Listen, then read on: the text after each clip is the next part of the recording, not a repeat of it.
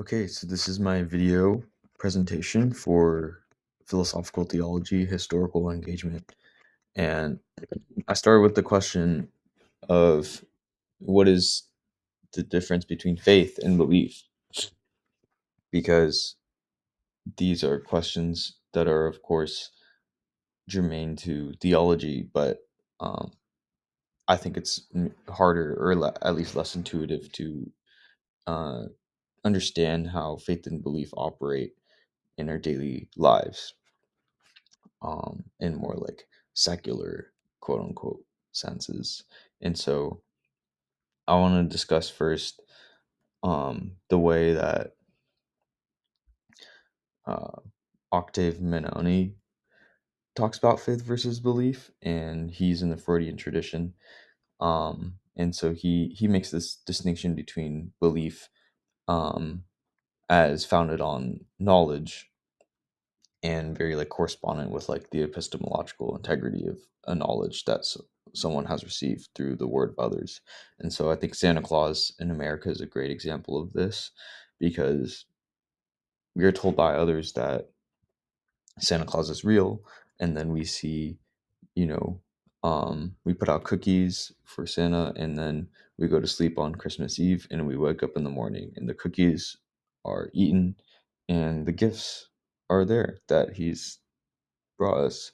And of course, like it's only once we find out that it's actually our parents who are acting as Santa Claus the whole time, then this is not only like an undermining of the first knowledge we were given, but also the initiation into a new kind of knowledge um, about like how people operate in the world, that we can be deceived about the material conditions. And this is like kind of just like the really like traumatic like realization of like agency and like manipulation and things like that. And so I want to talk about how like Manoni talks about the way that like faith is also structured on knowledge, but it's more of like a second order phenomenon that is about like commitment to the social authority of a certain institution of deception such as Santa Claus. And then you know um I discuss ideology, working off Althusser's intervention of bringing the unconscious into the discussion of ideology. um but I want to talk more so in this presentation about the way that the so-called society of the spectacle that Guy Debord theorizes, like how is that possible? And I think that it comes down to two things, which is ideological recursion and the reification of ideology, which are kind of like similar but distinct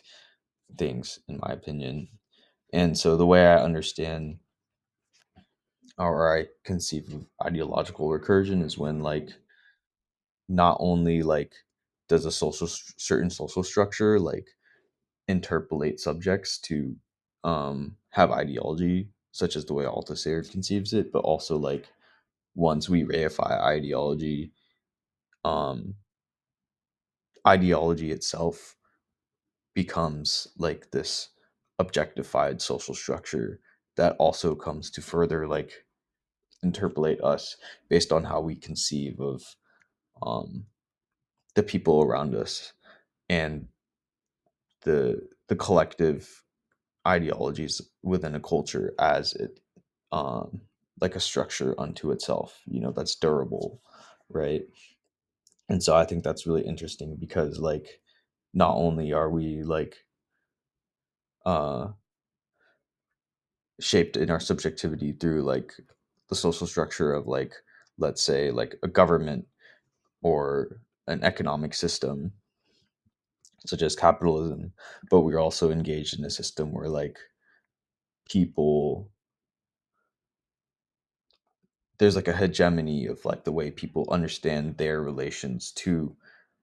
social structures such as economy, government, race, gender, all these things. And so, like, as we develop our collective understandings of things, and these things fracture and they aggregate and they become amplified, they become like structures unto themselves. Um, yeah, and I talk about how both the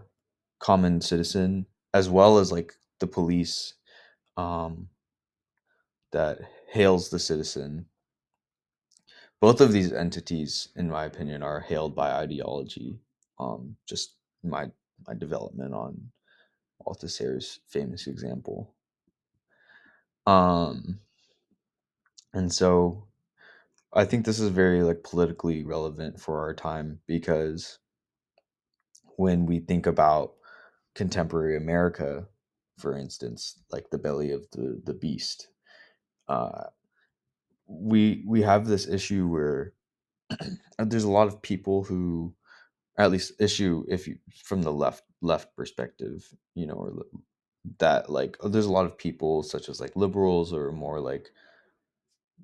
the champagne socialist types who like understand the inherent inequality of the systems, that govern our society, which are endemic to, um, structural stratifications along like lines such as like identity, class,